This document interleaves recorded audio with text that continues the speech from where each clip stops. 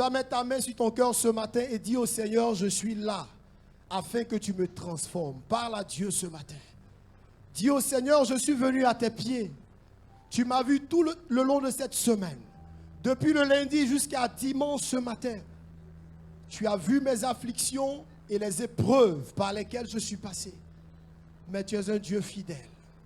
Parle à mon cœur ce matin. Seigneur, parle à nos cœurs. Transforme ce matin nos vies. Oh, lorsqu'il n'y a pas de révélation, le peuple est sans frein. Que ce matin, la révélation qui vient de toi nous parle. Nous change en ce matin. Quand je l'entends, Oh Seigneur Jésus. oh je comprends.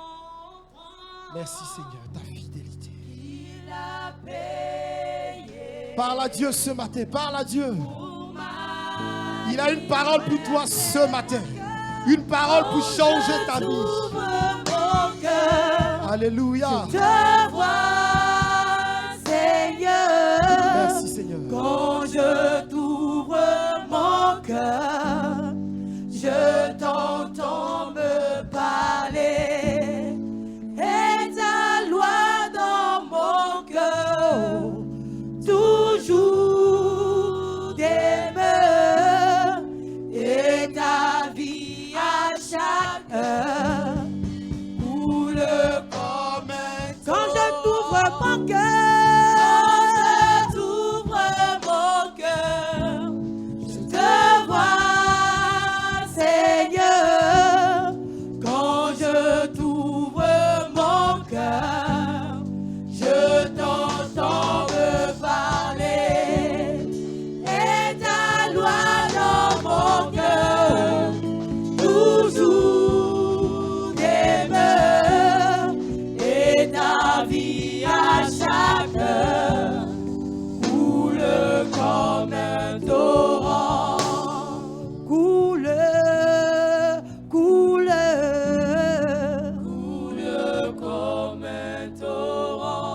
Éternel, que ton nom soit élevé. Nous voici à tes pieds ce matin. Comme des brebis répondant aux cris de leur berger. David pouvait dire, l'Éternel est mon berger, je ne manquerai de rien. Oh, ce matin, que nos cœurs soient abreuvés par ta parole. Que nos cœurs soient nourris par ta parole. Que nos cœurs soient transformés par ta parole. Que nos cœurs ce matin soient comme des terres fertiles qui vont recevoir la semence et porter du fruit dans nos maisons. Partout où nous irons dans le nom de Jésus. Père, maintenant même je déclare que toute opposition à ta parole, que toute opposition à ton œuvre, que toute opposition à ta volonté ce matin tombe au nom de Jésus. Soit repoussée au nom de Jésus. Soit terrassée au nom de Jésus-Christ. Merci Seigneur. Nous sommes exaucés au nom de Jésus. Acclame le Seigneur ce matin et assieds-toi dans sa présence avec assurance et avec joie ce matin. Alléluia. Waouh. Qu'il est doux, qu'il est agréable pour des frères de demeurer ensemble. Alléluia. Oui, dis ce matin à ton frère à côté, à ta soeur à côté, tu as choisi la bonne part. Qui ne te sera pas ôté. Que le nom du Seigneur soit béni. Je vous salue encore ce matin dans le nom de Jésus-Christ. Je rends grâce à Dieu pour l'occasion qu'il me donne ce matin de pouvoir dire quelque chose. Alléluia. Je veux honorer tous les serviteurs de Dieu ce matin dans l'assemblée, les pasteurs, les diacres, les pasteurs du secteur, tous les responsables, les leaders, présidents zonales. Que Dieu vous bénisse parce que servir le Seigneur est un sacerdoce. Amen. Je veux remercier aussi notre père, le papa, le révérend Kwame Félix et son épouse, et notre pasteur de zone, alléluia, avec sa bénédiction, je suis là ce matin, je rends grâce. Que le nom du Seigneur soit béni. Depuis le dimanche passé, le Seigneur est en train de nous parler sur une attitude à avoir, alléluia, afin que Dieu se glorifie dans notre vie. Et notre papa nous a fait comprendre qu'il était important en réalité de mettre notre moi de côté, alléluia. De comprendre qu'en réalité, tant que ce moi existe, Dieu ne peut se glorifier. Et ce matin, nous allons toujours dans le même esprit, dans la même veine, partager une parole. Et le titre de ce message ce matin, c'est « Ta confiance totale en Dieu est une garantie. Ta confiance totale en Dieu est une garantie. Alléluia. Nous allons prendre un texte dans la parole de Dieu. 1 Samuel, le chapitre 17, le verset 32. Et nous allons faire la lecture. 1 Samuel, chapitre 17, le verset 32. Je lis la parole de Dieu. David dit à Saül que personne ne se décourage à cause de ce Philistin. Ton serviteur ira se battre avec lui. Saül dit à David, tu ne peux pas aller te battre avec ce Philistin, car tu es un enfant et il est un homme de guerre dès sa jeunesse. David dit à Saül, ton serviteur faisait paître les brebis de son père, et quand un lion ou un ours venait enlever une du troupeau, je courais après lui, je le frappais et j'arrachais la brebis de sa gueule s'il se dressait contre moi. Je le saisissais par la gorge, je le frappais et je le tuais. C'est ainsi que ton serviteur a terrassé le lion, l'ours, et il en sera du Philistin, de cet incirconcis, comme de l'un d'eux, car il a insulté l'armée de l'Éternel Dieu vivant. David dit encore, l'Éternel qui m'a délivré de la griffe du lion et de la patte de l'ours me délivrera aussi de la main de ce Philistin. Et Saül dit à David, va et que l'Éternel soit avec toi. Amen. On peut s'asseoir dans la présence du Seigneur. Bien-aimé, ta confiance totale en Dieu est une garantie. Alléluia. Garantie de ton succès. Alléluia. Garantie de la victoire. Nous venons de lire un texte qui nous donne une image de ce qui s'est passé au temps de David pendant une situation de guerre. Ce sera notre texte de base.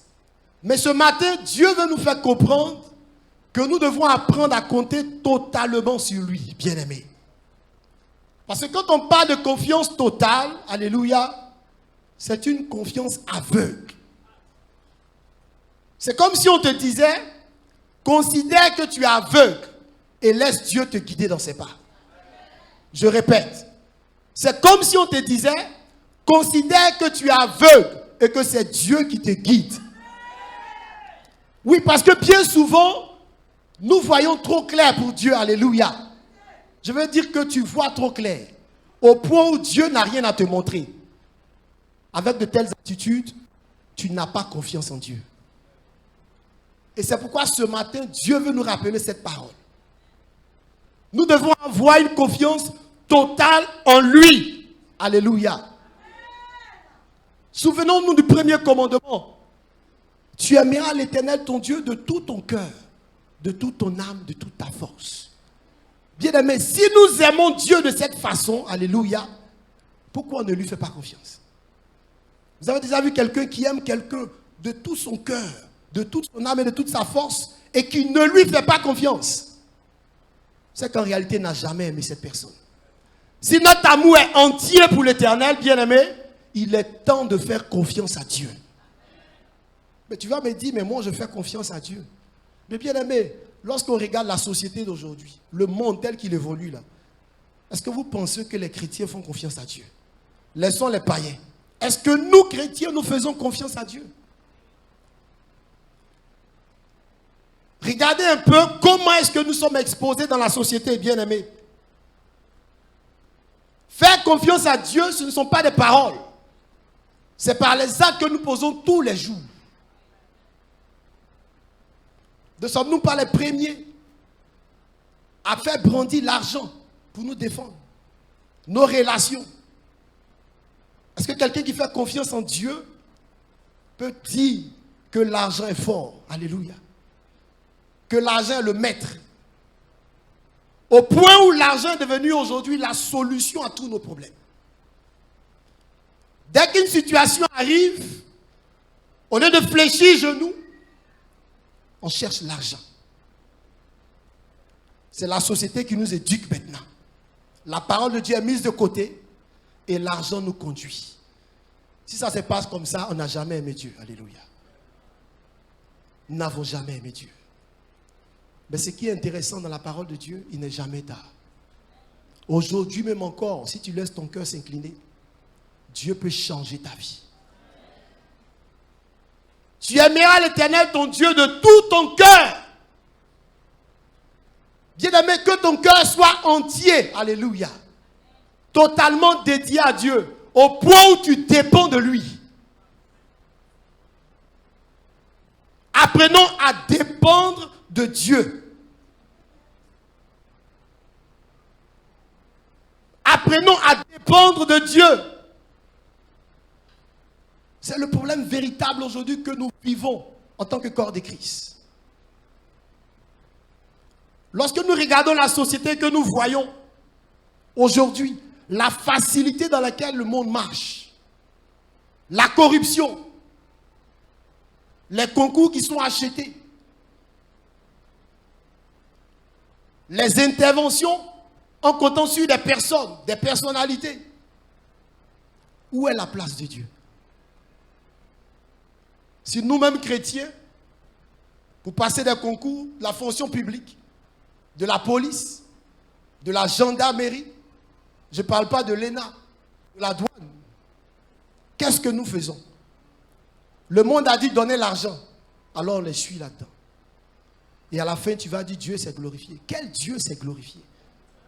C'est l'argent qui s'est glorifié. Et très souvent, ils vont te rappeler que c'est à cause de ce que tu as payé, tu as eu. Pour te rappeler que ce n'est pas Dieu qui s'est glorifié. Est-ce qu'on se comprend ce matin? Il est temps qu'on change de mentalité. Saül a dit à David, mais tu ne peux pas combattre cet homme de guerre. David lui a dit, moi, j'étais berger. Les lions venaient. L'ours venait. Saül, ce n'est pas sur toi je comptais. Mais l'éternel Dieu m'a donné la force de terrasser le lion, de terrasser l'ours. Alors ce Philistin sera terrassé. Je suis venu te dire ce matin que si tu ne mets pas Dieu à sa place, c'est l'argent qui va te gouverner. Compter totalement sur Dieu, c'est démontrer à la face de l'humanité que nous espérons en l'Éternel et que ce Dieu est vivant. Bien aimé, ce ne sont pas les païens qui vont montrer cela. C'est nous qui invoquons Dieu, qui devons montrer à l'humanité que Dieu est vivant et que Jésus est ressuscité vraiment. Mais dans la belle histoire de David, bien aimé, il y a quelques leçons que j'ai tirées pour apprendre à dépendre de Dieu. C'est ce qu'on va voir ce matin.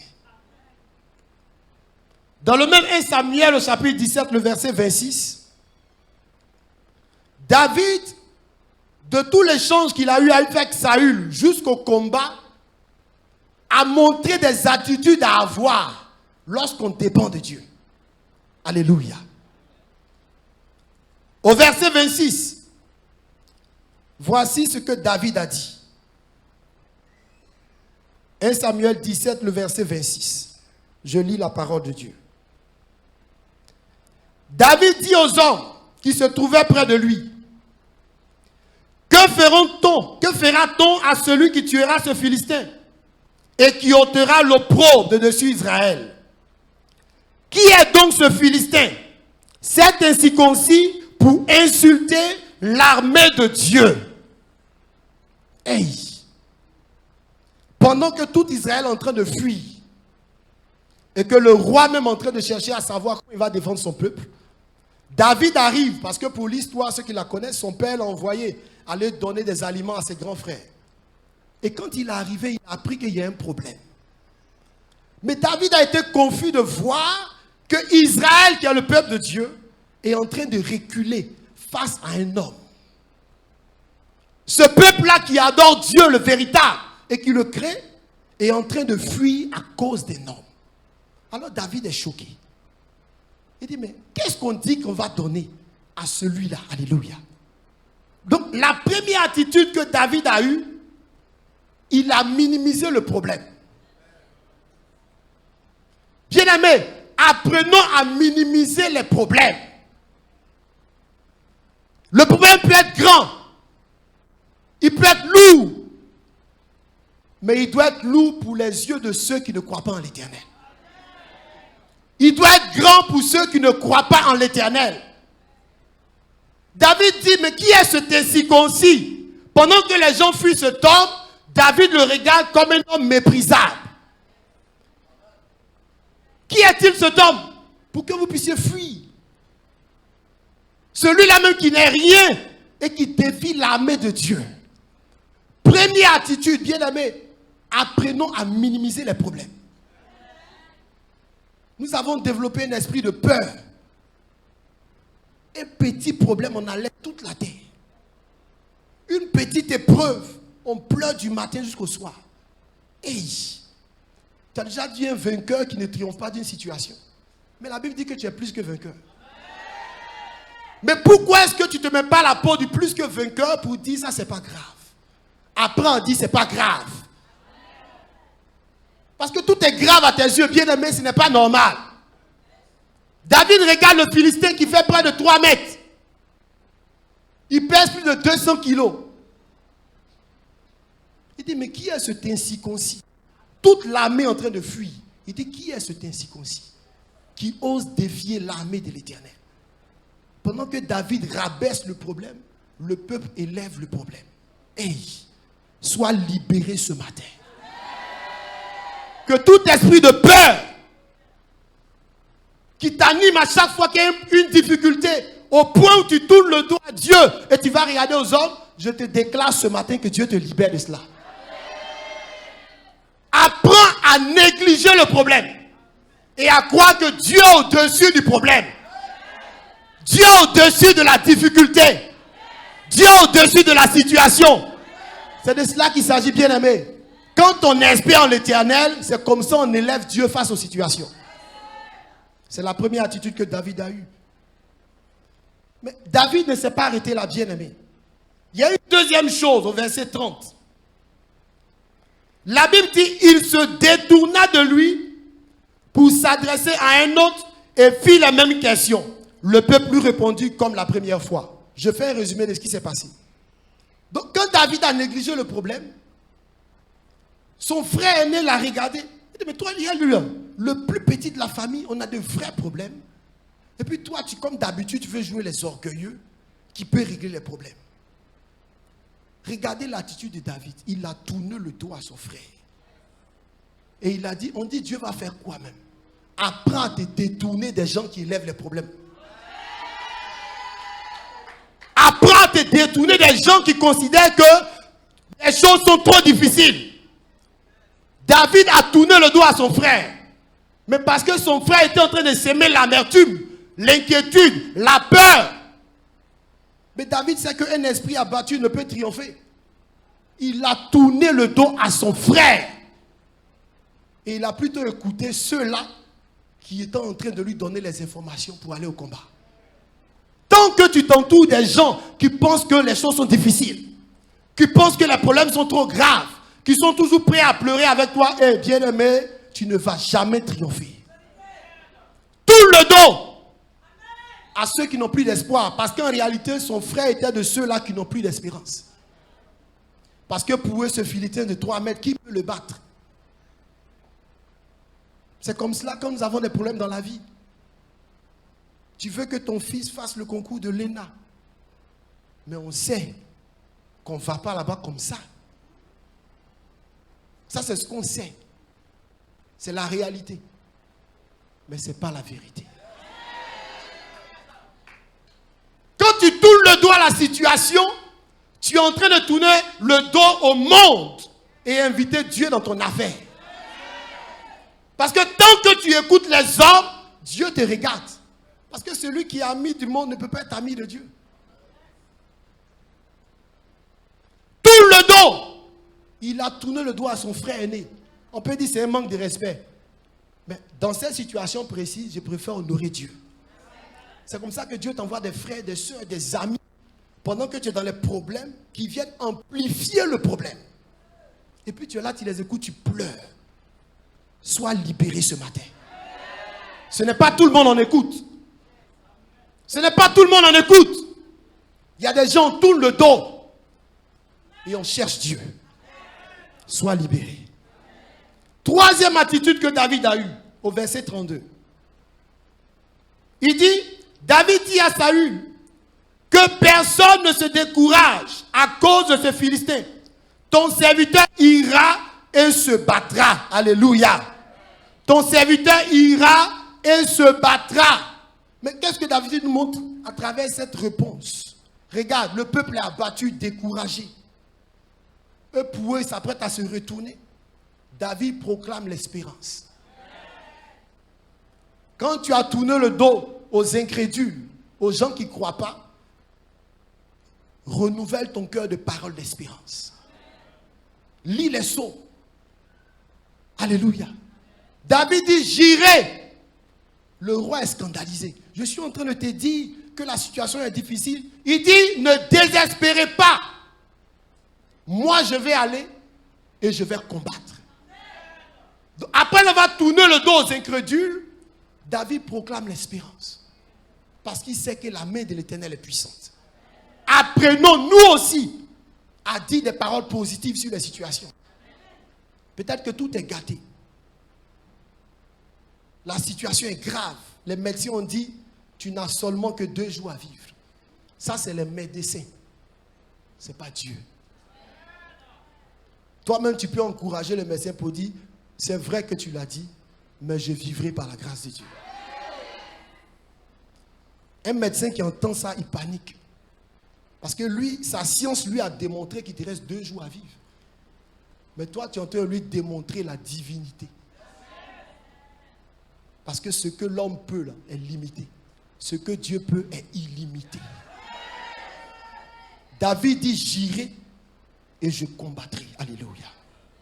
Mais on continue encore. Parce que je t'assure que David nous enseignait de très grandes choses. Au verset 34 jusqu'au verset 36. Il y a un échange que j'avais eu. David dit à Saül, ton serviteur faisait paître les brebis de son père. Et quand un lion ou un ours venait enlever une du troupeau, je courais auprès de lui, je le frappais et j'arrachais la brebis de sa gueule. S'il se dressait contre moi, je le saisissais par la gorge, je le frappais et je le tuais. C'est ainsi que ton serviteur a terrassé le lion et l'ours, et il lancera du Philistin de cet incirconcis comme de l'un d'eux, car il a insulté l'armée du Dieu vivant. Amen. Après avoir proclamé des paroles d'espérance, David maintenant va se rappeler de ce que Dieu a fait. Quand les problèmes arrivent là, rappelle-toi que Dieu a fait des choses. On a la mémoire courte.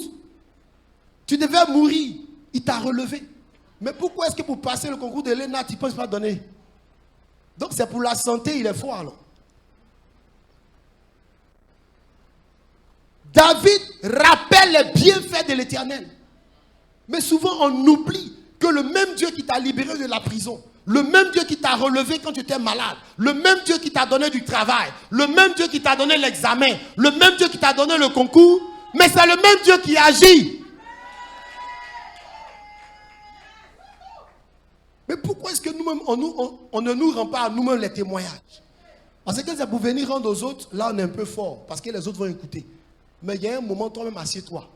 Et puis tu dis, Dieu, je me rappelle, tu as fait telle chose. Je me rappelle, tu as fait telle chose. Je me rappelle, tu as fait telle chose. Je me rappelle, tu as fait telle chose. Je me rappelle, tu as fait telle chose. Je me rappelle, je me rappelle, je me rappelle, je me rappelle. En témoignant de cette façon, David a démontré au roi que lui n'est pas celui qui se confie en l'homme. Parce que Dieu a déjà fait avec lui, alors il peut faire aujourd'hui. Bien-aimé, le peuple de Dieu dans cette nation a besoin de montrer un témoignage. Quand les nations s'égarent, c'est au peuple de Dieu que Dieu en veut. Il a dit, je n'allume pas la lumière pour la mettre sous la table. Quand Dieu nous a allumés, c'est pour éclairer le monde. Au lieu de nous laisser corrompre par le monde, par leurs habitudes, montrons un peu d'attitude de piété pour qu'ils voient Dieu en nous. David s'est rappelé des bienfaits de Dieu. Mais souviens-toi quand tu cherchais du travail. Parce que pour la plupart, ce n'est pas la main d'un homme qui nous donne du travail. Pour la plupart d'entre les enfants de Dieu, en tout cas, qui sont reconnaissants à Dieu, c'est toujours un miracle de l'Éternel qui a ouvert une porte. Mais si tu peux le dire, pourquoi est-ce que tu ne crois pas qu'il peut faire encore? Ou bien il y a des problèmes qui sont limités pour Dieu. Il faut changer, alléluia. Il faut changer. La cinquième attitude que David a eue au verset 37. David dit encore, l'Éternel qui m'a délivré de la griffe du lion et de la patte de l'ours, me délivrera aussi de la main des Philistins. Et ça dit à David, va et que l'Éternel soit avec toi. Alléluia. Donc, après avoir manifesté les témoignages, dit les témoignages des bienfaits de l'Éternel, alléluia, David maintenant va proclamer sa victoire. Il va prophétiser en griffe. Apprenons à prophétiser aussi les bonnes choses sur nous. C'est pourquoi j'aime dire au moment souvent qui ont des paroles négatives sur leurs enfants qu'elles ne savent pas ce qu'elles font. Apprenons à dire de bonnes choses aussi. L'enfant que tu vois qui est difficile, alléluia, prophétise de bonnes paroles sur sa vie. Parce que tu fais comme si l'enfant, il ne va pas changer. Dis-moi, tu étais bien quand tu étais petit? Alors, mais pourquoi est-ce que, ayant reçu la révélation, tu ne peux pas prophétiser que cet enfant qui est difficile, il sera un bon enfant? Pourquoi est-ce que tu ne peux pas voir le problème qu'il a fait là étant petit? Et puis tu vois tous les problèmes graves au point où tu es capable de le tuer. Il a cassé un verre, tu vas tuer ton enfant. Et il n'a pas fait son lit, tu as le chicoté 2 heures de temps. Tout est grave à nos yeux. Mais il n'y a pas de petites choses devant vous aussi. David dit, j'irai et je triompherai. Pour ce concours, tu vas aller là. Commence à prophétiser ça. J'irai et je triompherai. Ne donne rien à personne. Parce que pour information, il y a des gens qui sont passés sans donner 5 francs. Et puis Dieu s'est glorifié. Peut-être que tu ne savais pas, mais je te le dis, alléluia. Prophétise ces bonnes choses. Pourquoi? Mais parce que ta confiance est totale en Dieu. Pour ta situation, tu veux te marier, tu veux enfanter. Laisse-moi te dire que Dieu, même quand il créait les hommes, il a prévu qu'il y ait des femmes qui n'enfantent pas vite. C'est une information que je te donne. Parce qu'on vous fait croire que tout le monde doit accoucher comme ça. C'est faux. Dieu a prévu que des femmes attendent. Mais lisez bien les enfants quand ils ont accouché. C'était des enfants de grande destinée. Donc pendant que tu es assise là et que tu cherches un enfant dans ton foyer, bien sûr, sache que c'est un enfant de destinée s'il n'est pas encore arrivé. Commence à croire que le même Dieu qui a fait hier, il peut le faire pour toi. Arrête de pleurer. Donc David a prophétisé la réussite, la victoire. Une autre attitude que David a eue au verset 39. David ceignit l'épée de Saül par-dessus ses habits et voulut marcher car il n'avait pas encore essayé. Mais il dit à Saül, je ne puis pas marcher avec cette armure. Je ne suis pas accoutumé. Et il s'en débarrassa. Alléluia. Voici la partie la plus intéressante dans cette histoire. Malgré tout ce qu'il a dit, se détourner, proclamer la victoire, témoigner, Saül a eu le courage. Saül a eu le courage de lui dire, bon, voici les vêtements de guerre, porte-les maintenant et va combattre le Philistin. Et il a essayé. Parce que c'est un roi. Si tu ne fais pas, on dit que tu as désobéi. Il a essayé. Mais à peine il veut marcher, il ne peut pas faire des mouvements. Parce qu'il n'est pas habitué à ce genre de choses. Alors la Bible dit quoi? Il s'est débarrassé de cela. Il dit à Saül, mon cher, je ne suis pas habitué à ce genre de choses. Apprends à compter sur les âmes spirituelles. Saül voyait les âmes charnelles, mais David regarde aux âmes spirituelles. Apprends à te revêtir des âmes spirituelles quand tu vas face à l'épreuve. Parce que les âmes charnelles que nous avons souvent, c'est « Ah, tonton, je vais aller là-bas, il faut appeler ton ami. ou bien j'ai le meilleur des diplômes, ou bien comme j'ai eu 15 sur 20 à l'examen, alors il vient réussir. C'est un mensonge. Regarde aux armes spirituelles que Dieu te donne pour triompher de la situation. David a dit à Saül, je ne suis pas habitué à ces choses. Donc il a renoncé aux armes charnelles pour compter sur les armes spirituelles. Regarde, tu te vois petit, tu te vois trop, peut-être non considéré. Mais est-ce que tu sais l'armée qui est derrière toi? C'est pourquoi, bien-aimé, partout où tu es, dans les quartiers où tu es là, Dieu attend une seule chose que tu dois faire. Que tu te lèves contre les ténèbres dans ton environnement. Quand tu vas commencer à déclarer au nom de Jésus que les forteresses tombent, tu vas voir ce qui va se passer. En réalité, quand tu es en train de le faire, tu es en train de dire à Dieu, je compte sur les armes que tu m'as données. Parce que dans le même quartier, le marabout est là, le féticheur est là, le mystique est là. Mais sur quoi tu comptes? Sur les armes spirituelles. Et dans sa parole, il nous a démontré les armes spirituelles. Alléluia. Donc David a repoussé les armes charnelles pour que Saül comprenne que ce n'est pas ce qui délivre. Ce ne sont pas les armes charnelles qui donnent la victoire. Ce sont les armes spirituelles. La dernière attitude que je vais lire qui conclut un peu l'attitude de David, au verset 45, il a fait une chose. David dit aux Philistins, tu marches contre moi avec l'épée, la lance et le javelot, et moi je marche contre toi au nom de l'Éternel des armées, Dieu de l'armée d'Israël que tu as insulté. Alléluia. Alléluia. Alléluia.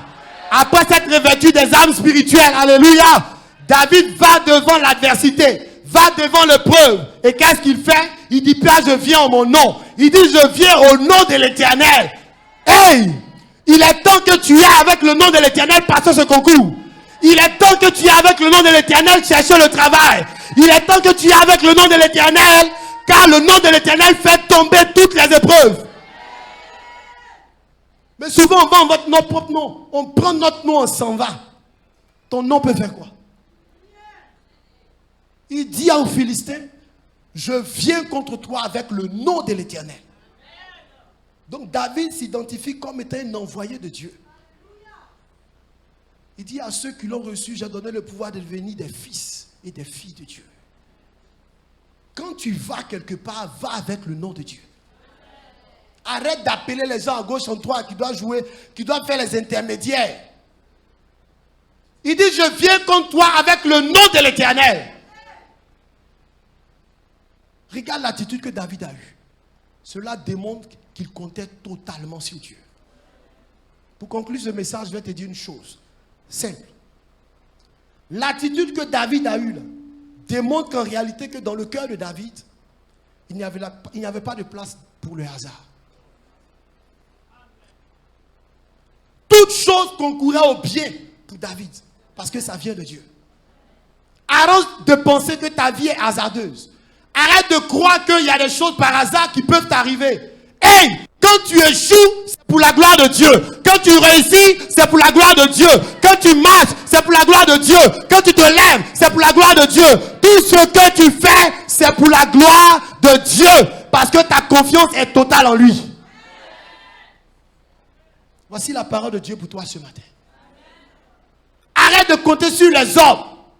Mets ta confiance totalement en l'Éternel. Et tu vas voir.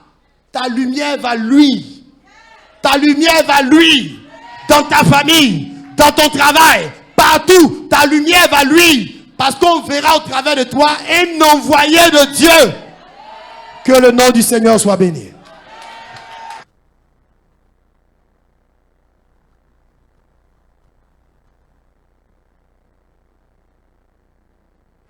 Va te tenir debout et nous allons prier le Seigneur. Sur la base de cette parole, certainement tu as reçu une révélation.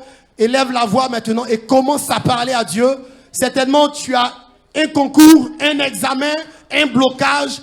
Dieu ce matin t'a donné les clés. Commence à parler à l'Éternel. Parce que quelque chose de grand arrive. Prie le Seigneur maintenant. Prie le Seigneur. Nous rendons grâce et bénissons ton nom. Car nous savons que tu fais toutes choses bonnes en son temps. Seigneur, cette parole vient nous rappeler que nous devons apprendre à compter totalement sur toi. C'est ce qui garantit notre succès et notre victoire. David l'a montré, et bien d'autres de tes serviteurs. Ce matin, que cette parole soit gravée sur la table de nos cœurs. Là où il y avait de l'incrédulité, là où il y avait le doute, là où il y avait la confusion, là où il y avait la peur, là où il y avait le désarroi, que ce matin, cette parole soit comme une épée qui nous libère, une épée qui nous transforme, une épée qui nous restaure, au nom de Jésus-Christ. Merci Seigneur. Nous sommes exaucés au nom de Jésus. Que le nom de l'Éternel soit béni. Est-ce que tu peux acclamer? Est-ce que tu peux donner une offrande d'acclamation à ton Dieu?